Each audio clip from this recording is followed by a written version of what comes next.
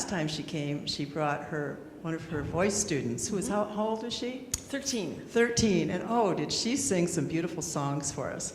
So now this time she brought her sister Linda. So I'm very glad to have you here. She has her own radio show on KBEM and is a motivational speaker. So let's give them a big round of applause. Thank you.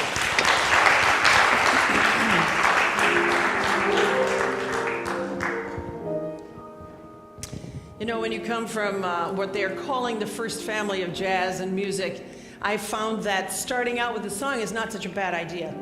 Because oftentimes when I have worked here, like with Jason, we'll just do off the cuff a couple of things. So I hope that's okay with you. We're going to incorporate maybe a little bit more music today. So,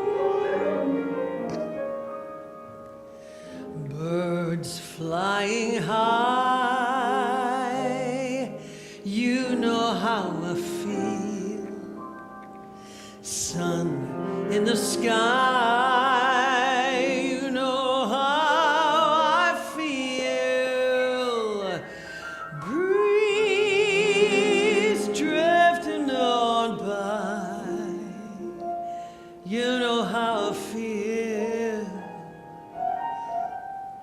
It's a new dawn, it's a new day, it's a new life for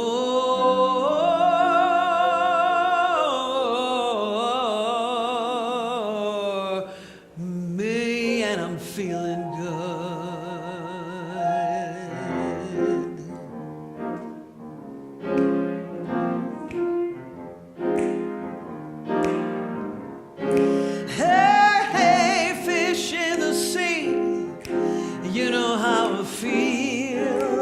River running free, yeah, you know how I feel. Blossom on a tree, oh, you know how I feel.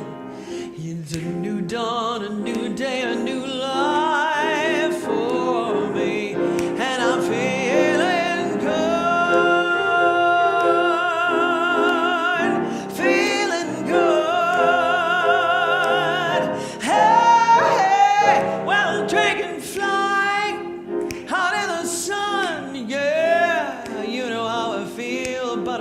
having fun, you know how I feel. Sleep in peace when the day is done, you know how I feel. And this old world is a new world and a bold world for me. And I am feeling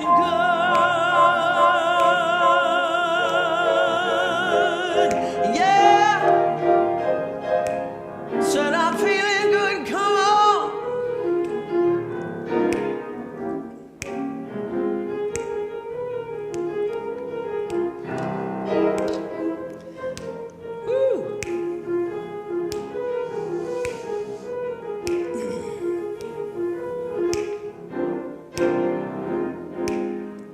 My sister.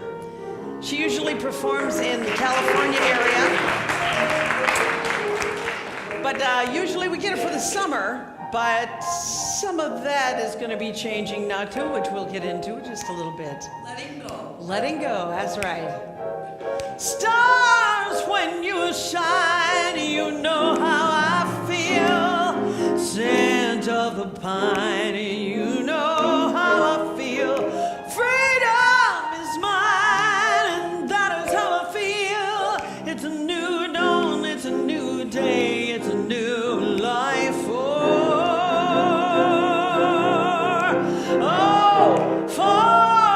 me, and I'm feeling good. Said I'm feeling good, yeah. Feeling good, yeah. And I'm feeling good, feeling good, yeah, yeah.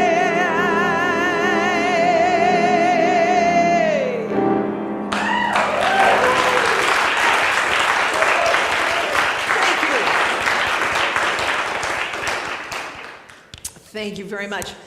Gary, a few months ago when he was finding out if I could do this date, I said, sure, it's perfect. I knew I have a wedding to go to later on today, and just got home from up north, my annual vacation yesterday, and I was thinking, oh, that'll be perfect. They'll just fit a talk in all of this.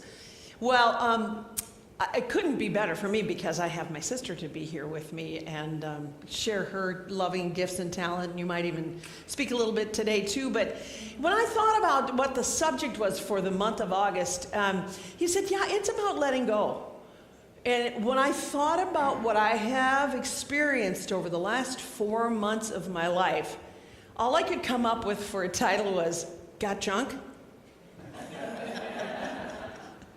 So I kind of stuck with it, although I didn't have them advertise it as such. Discarded material, glass, rags, paper, metal, some of which may be reused in some form. Informal, junk. Articles that are worn out or fit to be discarded, broken furniture, other junk in the attic. Went through a lot of that, actually. And we'll be doing more of that. Cheap or shoddy material, something meaningless, unbelievable, nothing but junk in annual reports. Let's see, it's slang for heroin. That's a first. Hard salt beef for consumption on board a ship. Junk. Okay.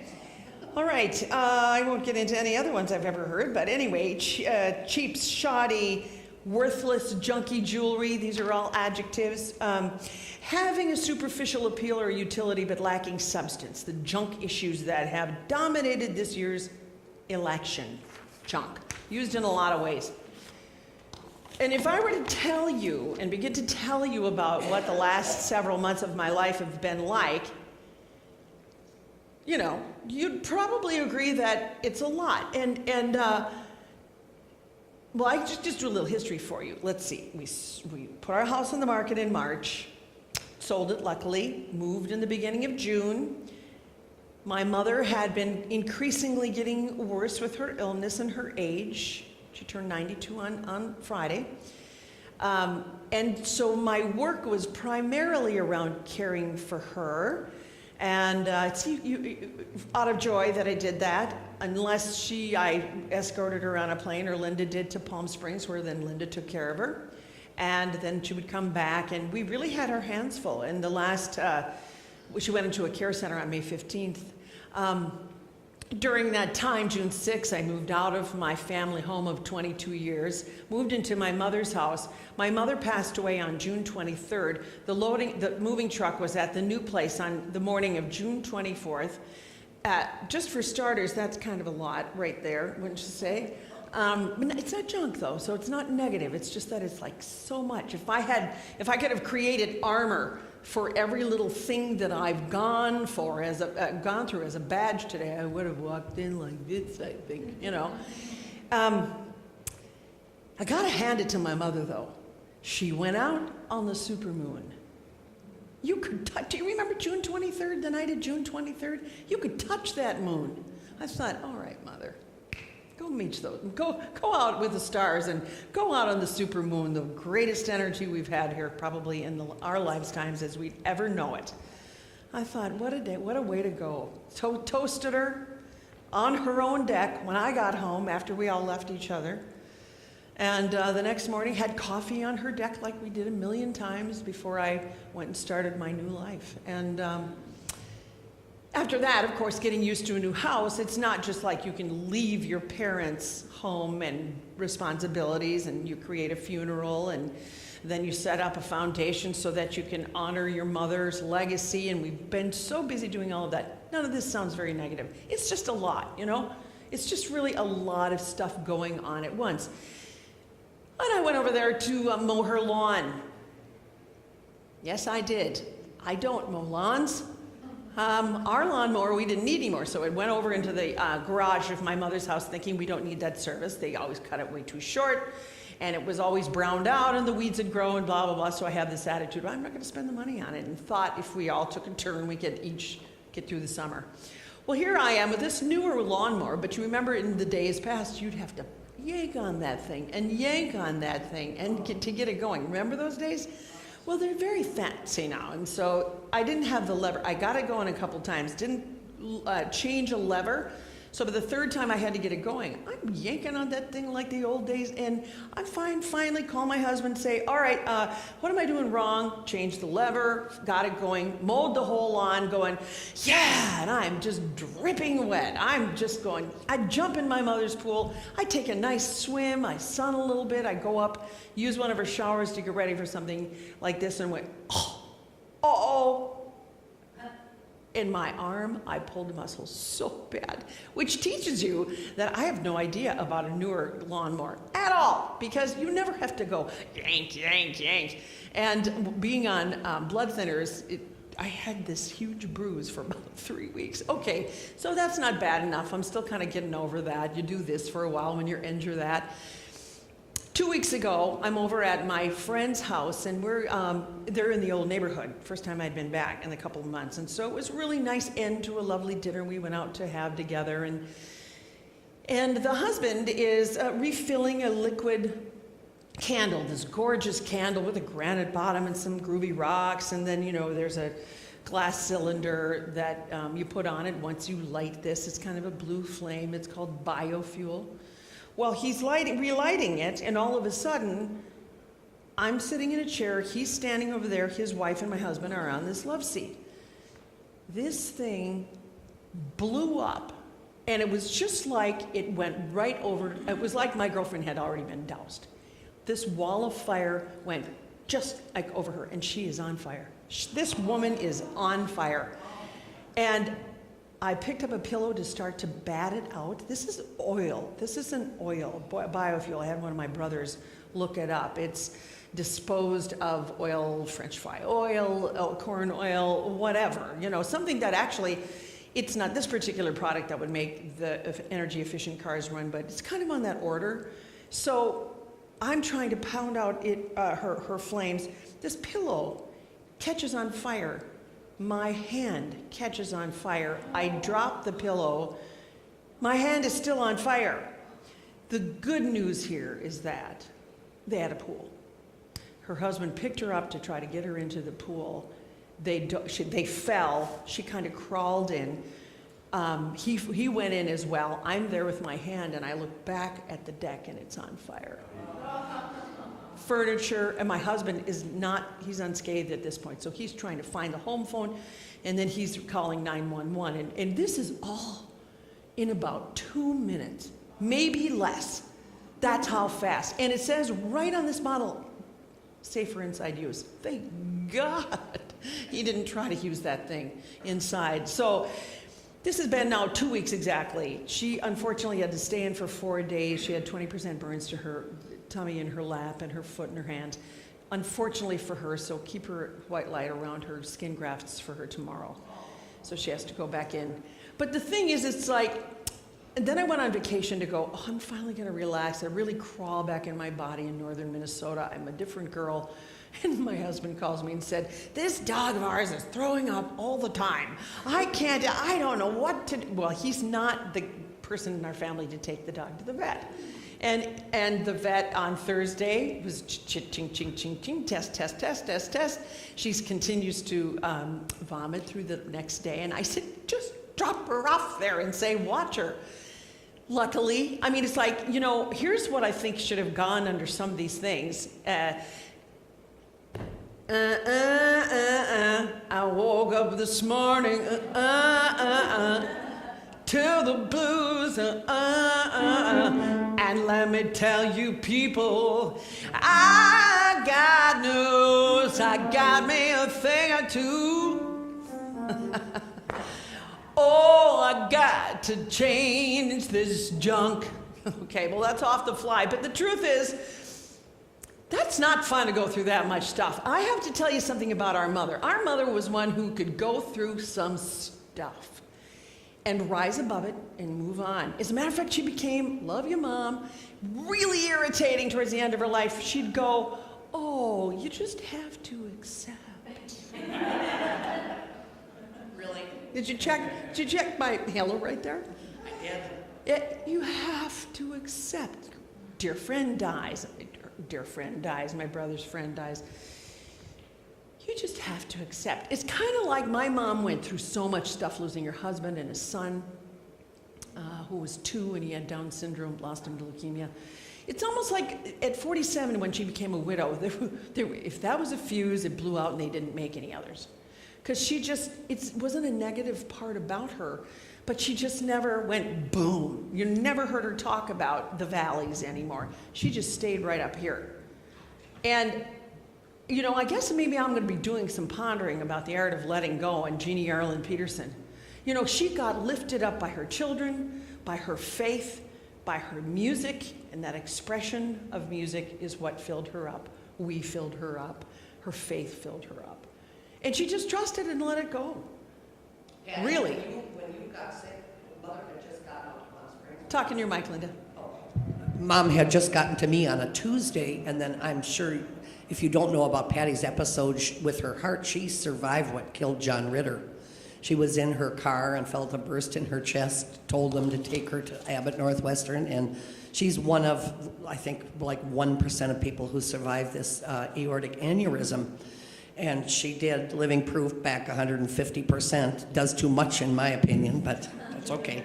But anyway, Mom got out to me on a Tuesday, and Ricky, our brother, called and said, I have some news. Patty's in intensive care. She's got to have immediate heart surgery.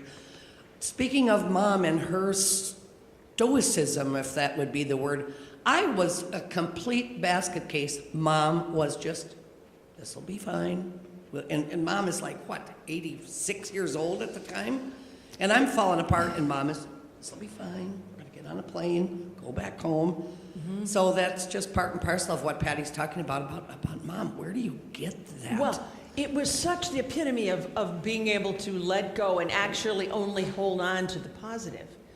And there are days when I have the blues, and I want to have those blues, doggone it. I want to feel them. I want to feel whatever that negative thing is because you know that if you keep avoiding it, it kind of just follows you around until you sit with it and you acknowledge what it is and you process it and have a name for it, and then you can talk about letting it go. I'll let you know when I come to that with this. Anyway, it's Michael Jackson. That's it. When I thought about letting go, the art of letting go, I thought of this wonderful Kenny Loggins tune. Is anybody a Kenny Loggins fan? Okay. When you think about Kenny Loggins, most of the people who go out to hear him want to hear Footloose, songs like that. All of his hits, major hits. And he had gone through a divorce. I think he was a rascal and ended up going through a divorce. And he had 2 CDs around that time. And then when he hooked up with his second wife, one was Leap of Faith. It's really a great disc. And the other one was The Unimaginable Life. And that's what I think this tune comes from. But he really wrote a song about the art of letting go. And the art of letting go is about you never really know when you let go what the outcome is going to be, do you? And he calls it in the tune suspended animation. Because once you let go, unless you've done your homework about where it is you want to go, and as I've talked about intention and desire. Of course, it's the law of attraction. There's many names to it. Unless you do that, you can't get up off the stuff that's dragging you down that you don't want to let go of, okay? And then you don't have that ability to focus and put your energies towards what it is you want. So even though you have that feeling of suspended animation that he talks about and sings about in this writing, you know, he made a decision to leave. He's made a decision to love, and you have to have your life with love, but you never really know what the outcome is. Love meaning not just people, just love in general. And he talks a great deal about specifics that hit him. There's times that love soaks you to the bone, moments that leave you wondering if you're going to lose your mind or lose control. And life is nothing without love, and love is nothing if not freedom, the freedom to love. You hope and pray you'll find the one thing on your mind, but not unless you know that art of letting go.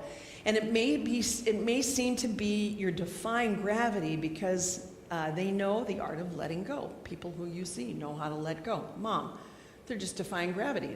She wasn't going to let anything get her down. My mother, she would say, oh, we don't care, it's only money. Or if, like, she fell on her steps, which prompted her to go to the hospital this last time. And I'm in there and going, Mom, I don't think we have enough supplies, picked her up from visiting her the last time, to heal your leg, and I think I should call a paramedic just to make sure that they can wrap it properly. She goes, oh, we don't care. It's okay. Don't me worry about her leg, as I watched her and held her as her legs gave out. Such a fabulous thing, but maybe not necessarily completely realistic. And he talks about, you may think you build a present perfect world. You may think you have gotten there, okay? Then in this world that you're trying to create and visualize for yourself, I'm finally there. Things feel perfect, right? And you may wonder to yourself, does anybody ever really know what else could even matter than my present perfect world? But there is a man with a hand on the hammer, and it wears a velvet glove.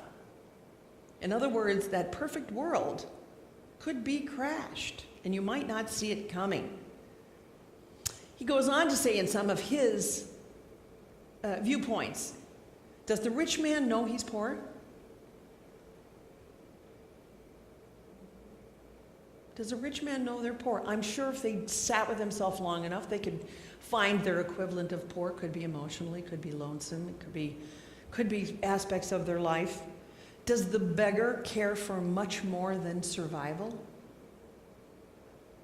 Very interesting. And when you look into the eyes of children laughing, do you remember who you were or who you are? Life is nothing without love. Love is nothing if not freedom. He nails that one. They tell me the gates of hell that you shake and you rattle are secretly locked from the inside, okay? So you have the power to unlock all of those gates that may lock you into the junk you think you got in your life. And then you hope and pray you'll find a love to last all time, but not until you know that art of letting go. And it may seem to be you're defying gravity when you let go. And that's because they know this art of letting go. He goes on to say probably one of my favorite things about letting go, that if you're a music lover, download this tune because the harmonies on it, he hired some fantastic musicians and singers, but they go in this round of multi-leveled harmony, like Take 6 if you're familiar with them, harmony, and he goes, you can't go through it without going through it. And you can't go through it until it goes through you. I think that's brilliant. So you can't go through the situation in life that might feel like you got junk or that you need to let go of. You can't go through it, pretend to not go through it. You have to go through it, embody it, take what you can from the learning experience of it because it is a predestined thing that thing is in your life right there in that moment for your soul to expand. You learn from these situations. Whether you want to or not, you're taking away a piece of wisdom from anything that doesn't feel right.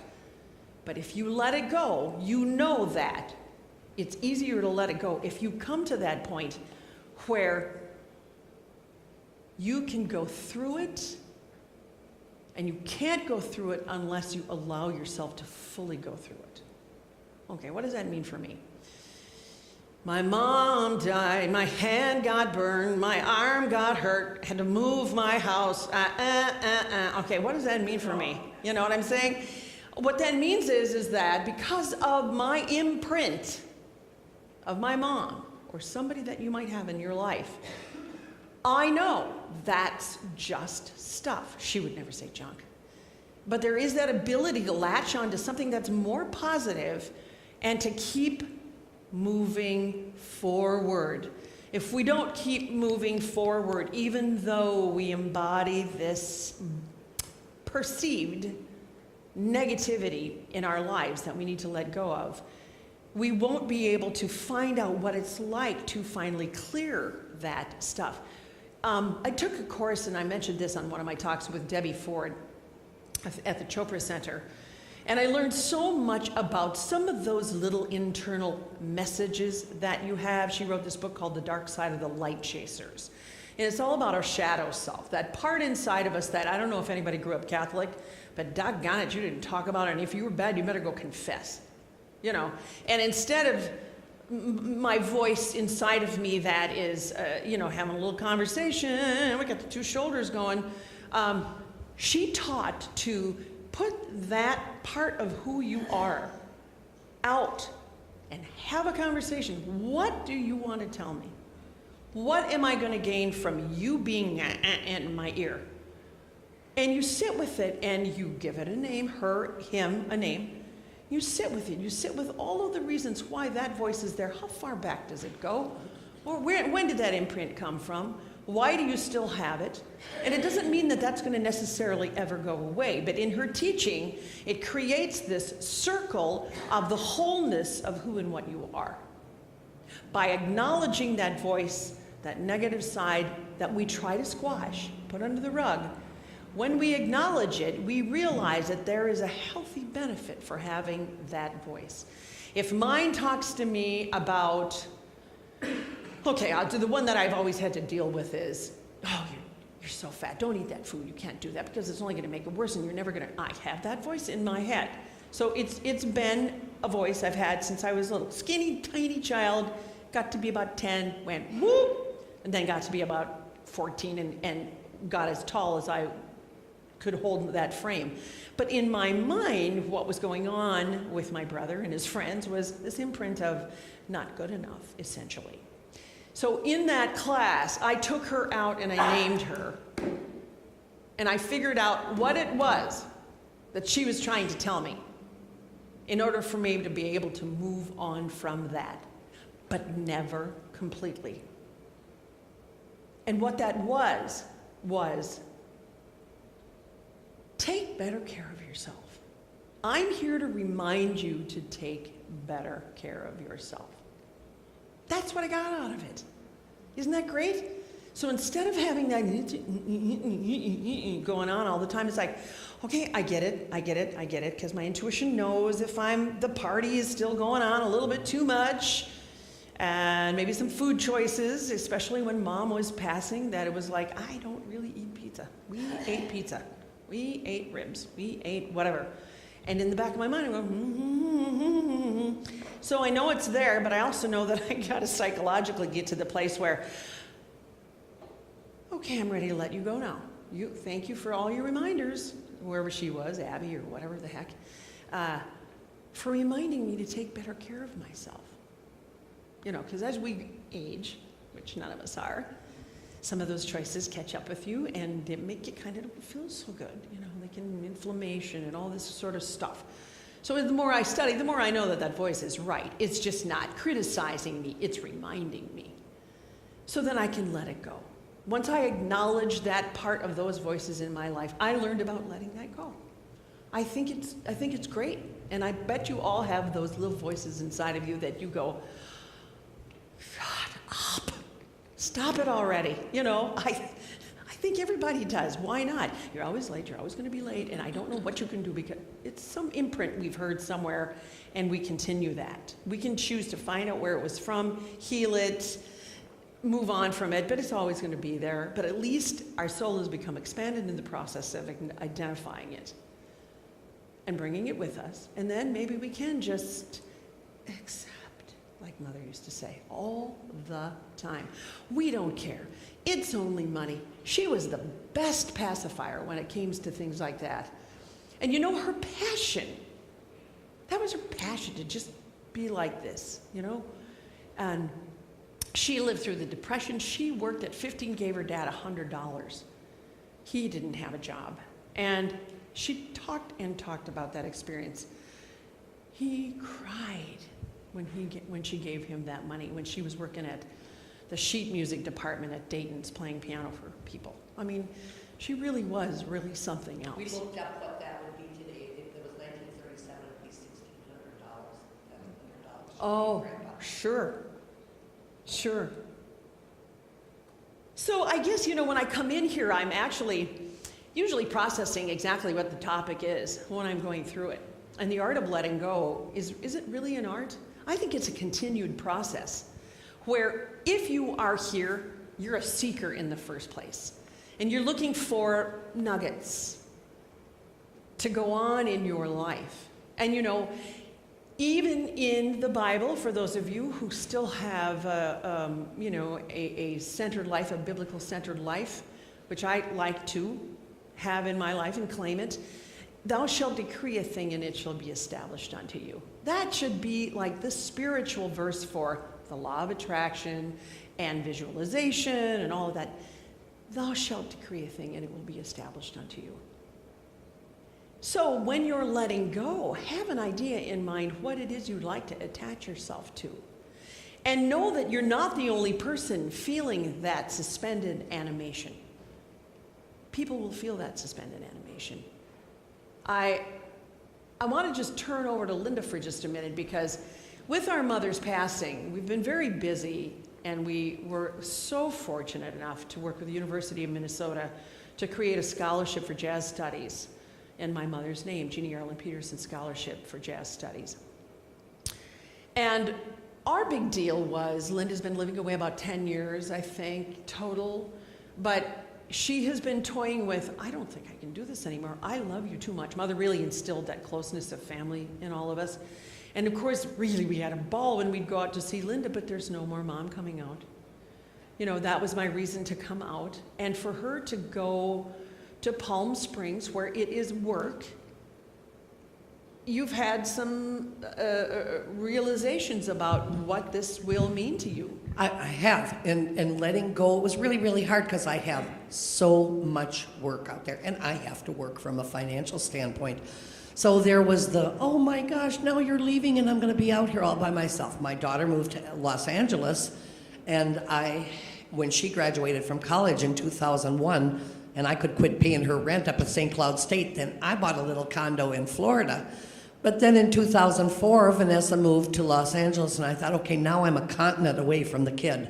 So we knew a musician friend in Palm Springs, and he had a situation for me, and I could just close the doors of the Florida condo, go to Palm Springs with $1,000 a week job. I mean, who wouldn't go, And so then that, unfortunately, ended because the man, 52 years old, already had thyroid cancer when he hired me, lost his life in his battle to that, and so that job was not a possibility for me then the following year. However, I stayed because other work came in, all the while never digging my heels in, I thought, when is this going to feel like home? Well, never. This is going to be 9 years in October since I went.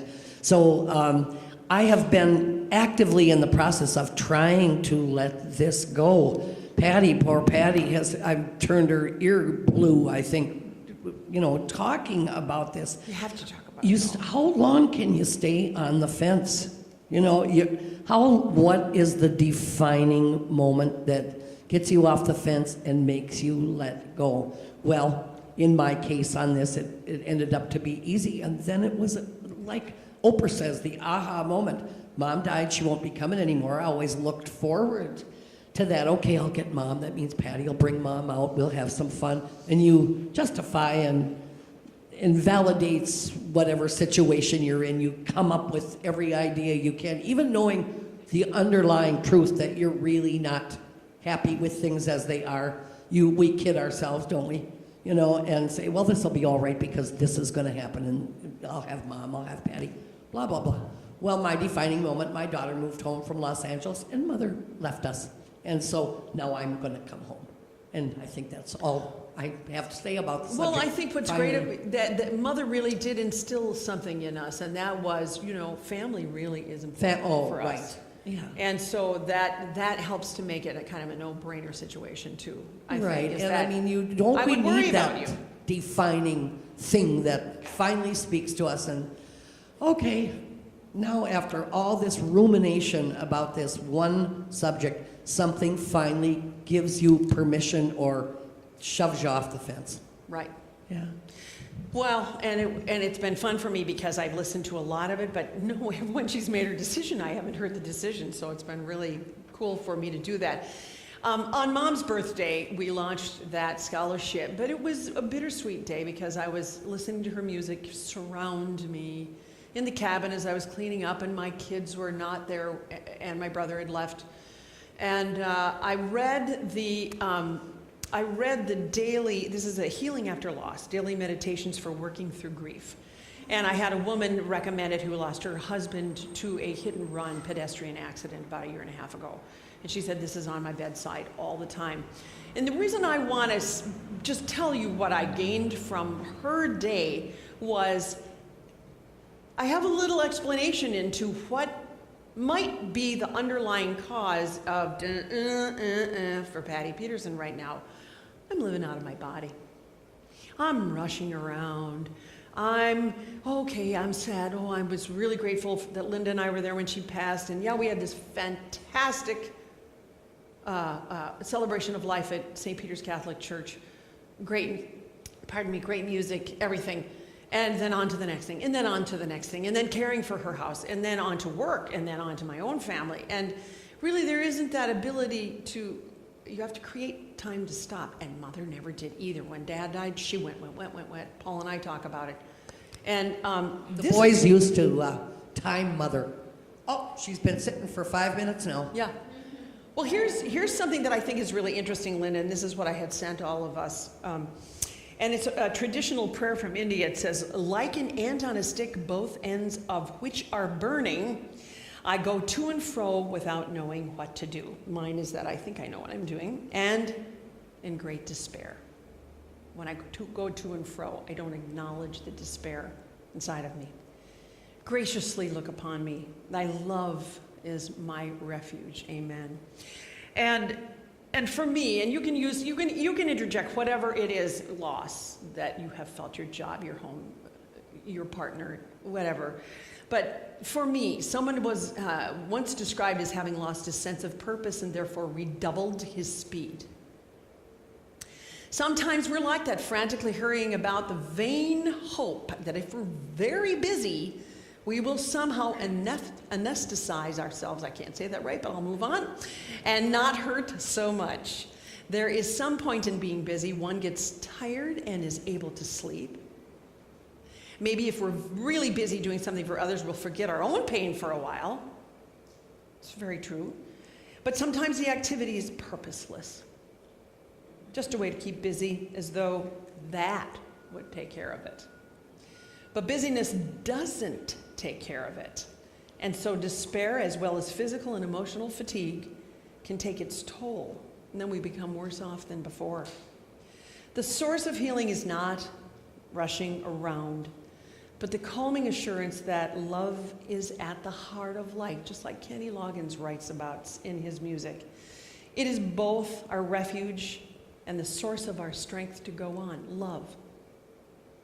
And that belief and that trust in love, that Creator's love that we emanate as the light inside of us, that is the reason and the strength to go on. And the mantra or the meditation is, I will stop my frantic busyness and reconnect with my source of strength. Of course, I had to write my siblings and say, you are my source, you guys.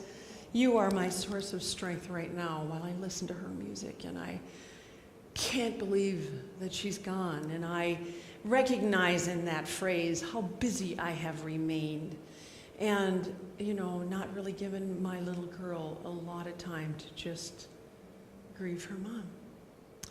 So with that, the art of letting go, is there an art to it at all? I think sometimes you got to catch yourself a break, or maybe just even catch yourself. I was talking to my daughter-in-law saying, what point am I going to make to everybody on Sunday? She goes, I like that you said cut yourself a break. Be who you need to be. Go through what it is that you need to go through. Stay busy. Do for others. Love. Get involved. Move on. But sit and acknowledge the voice that's trying to talk to you too. And if it brings you to wisdom, if it brings you to tears, if it brings you to an aha moment, You know that you have let that you can't go through it unless you go through it. You can't go through it until it goes through you. That's how he writes that. It has to go through you in order for you to let it go.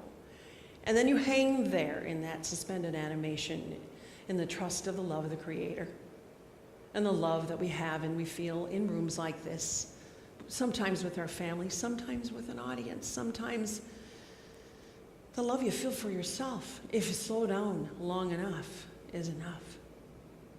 Because that love is that light that shines in each and every one of you. And with that, I say, the art of letting go, it may be just accept. And it might be sitting through your junk, figuring out the voices each one of them has. Find out the lesson. Breathe into letting your soul expand to the lesson that it is. And know that you are here, put in this place, in this time, at this very moment, to experience exactly everything that it is that you're going through. We are here for that moment. And then decree what it is that you want to do. Once you've recognized this, you've made your peace, you've let it go through you so that you can go through it. And then begin all those other spiritual practices. But don't just live up here, is where my own personal lesson is. I'm fine, everything's great, I'm gonna, no. I surrounded myself with my mom's music on Friday and I missed her. I walked in the woods of the Chippewa National Forest with my granddaughter and I said, do you hear us? Do you feel us, Mom? We miss you, you know. And in your case, whatever brings you to that love, that light that belongs and is in each and every one of you, take the time. Take the time to do that. Decree it, and it will be established unto you. It's the art of letting go. Thank you.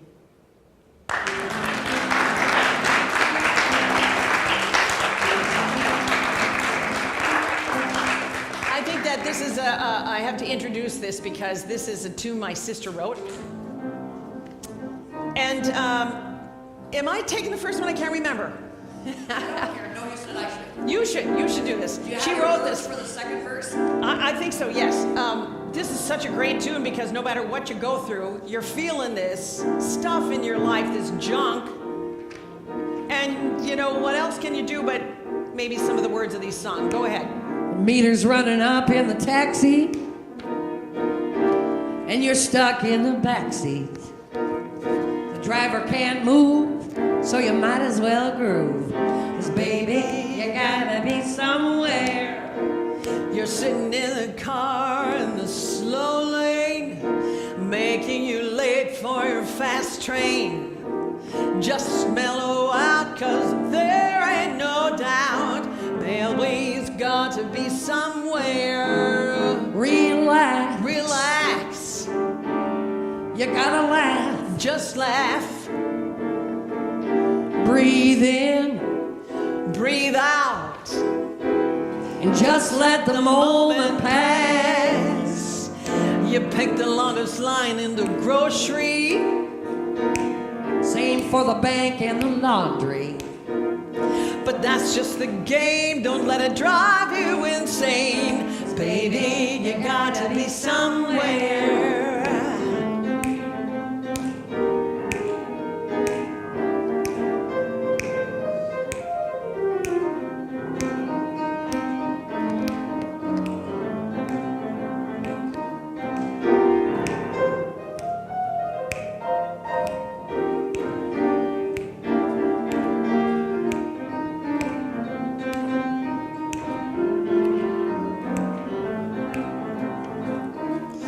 Well, relax. Relax. Oh, just laugh. Just laugh. It's funny. Here we go. Breathe in, breathe out. That's what I'm talking about. It rains, you forget your umbrella. But don't let the day get you down. Just grin at the gloom crank up your tunes. 'Cause baby, You got to be somewhere. Grin at the gloom and don't crank up the tunes. Baby, you got to be somewhere. One more time. Grin at the gloom and crank up the tunes. Baby, you gotta be somewhere.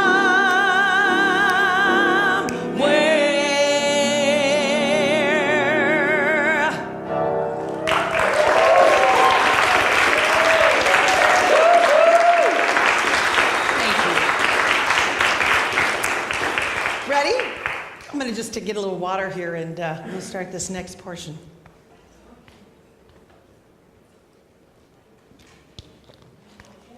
I noticed that the hosts for our next week's party are here. Could you stand up, Pamela and Clyde? So this is whose house we're going I to? don't know the words to smile very well. All right, thank you. All right, now it's time for our offering, so start digging in those purses and wallets. And I wanted to mention this because this is what I do, and I think it's really a good thing to do because I'm sometimes out of town for reunions or gatherings. And so I pledge to the church, and I just have it taken directly out of my checking account first of the month. I don't even feel it. So if you do that, that will give us a lot more income, and you won't even notice it. So if you want to do that, I think it's listed on the website somewhere where you can do that. And then you can just put this, I pledge to Lake Harriet Spiritual Community, in the basket when it comes around. So as you know, we are not connected with any church or with any mother church, anything like that. And so you can start. Okay. So we need all of your assistance in helping us because we just make money from our rentals and our classes and our church services. So please. Oh, thank you. I see there's another one in there. Somebody else must have pledged to. Okay.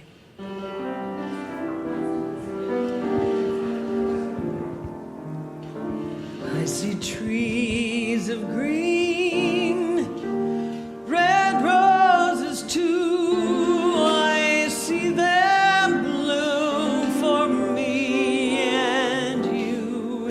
And I say to myself, what a wonderful world. Do you know this one? Sing this. Sing. I see skies of blue,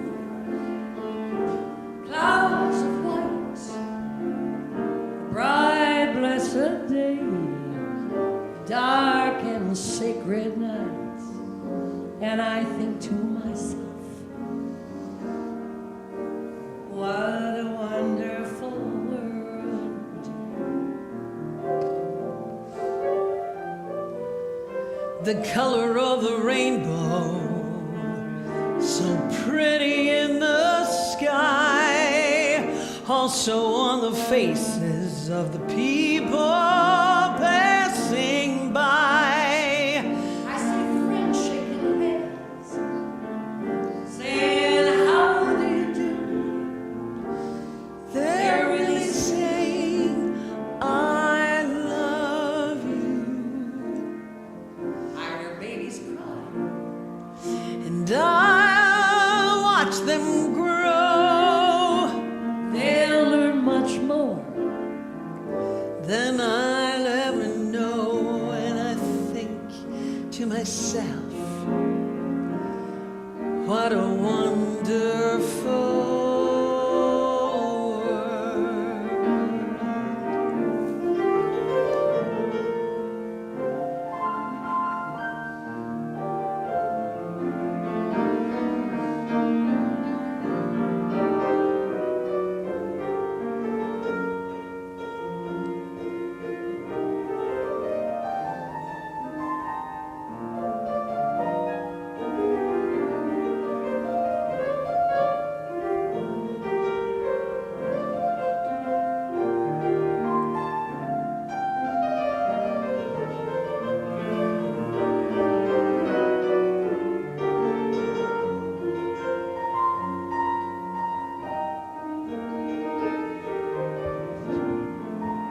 All right, you guys know this one?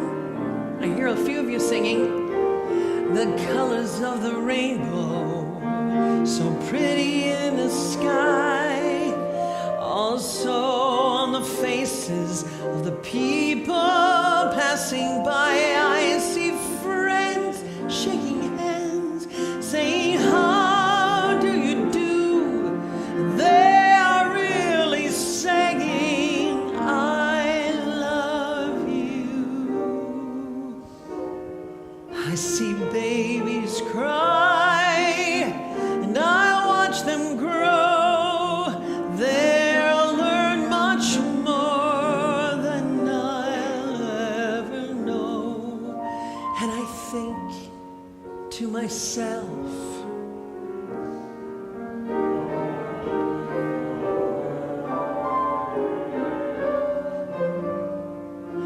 and I think to myself, you got it. What a wonderful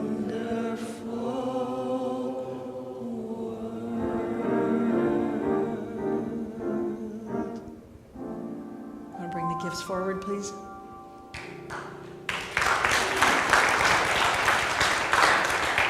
Thank you for singing, too. We'll do that in just a moment. If you repeat after me, if you're first time here, this is just a lovely blessing that many of the non-denominational churches do, and I really love it, and actually some that are denominational too, but repeat after me. Divine love, flowing through me, blesses and multiplies, all that I give, and all that I receive, and all that I am. Oh boy, that's beautiful. That's profound. I love that. It isn't only these monetary donations. It is who you are in this world and the wisdom that you gain by going through the things that you need to let go of. You will in turn give to other people, and you will bless them as you have blessed everyone here today. Thank you very much. Let's all stand up, and if you would, shake hands and form a circle. They do forming a circle around here. We're going to do a last tune that I hope you know. Meet the person if you'd like, and I'm going to stay up here because I need my lyrics. Can we do a circle today? Maybe around part of it? How about around the middle chairs, you guys? Yeah, follow through. There you go. We'll snap it. When the night has come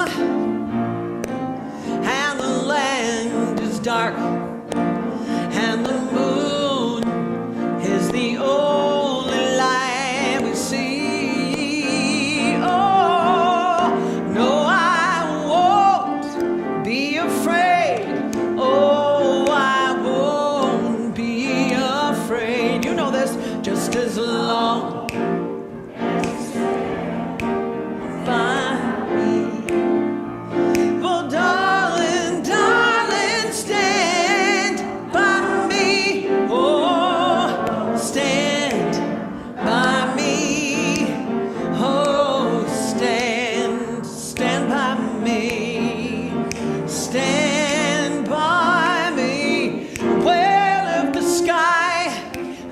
should look upon should tumble and fall, and the mountains crumble into the sea. I won't cry is the next one. I won't cry. I won't cry. I'm not going to shed a tear. No, I won't shed a tear. Just as long as you stand